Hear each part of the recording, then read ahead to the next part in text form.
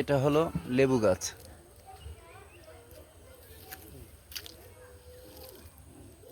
এটা লেবু গাছ। এটা হলো লিচু গাছ।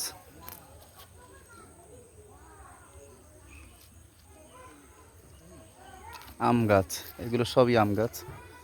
আর মাঝখানে আবার আছে পেয়ারা গাছ।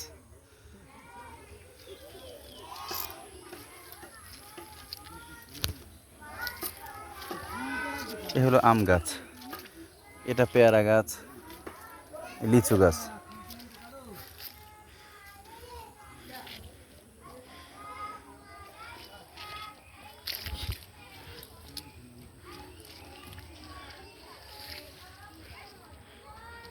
এগুলো আম গাছ, এগুলো আবার লিচু গাছ। এখানে যতগুলো আছে সবগুলো লিচু গাছ।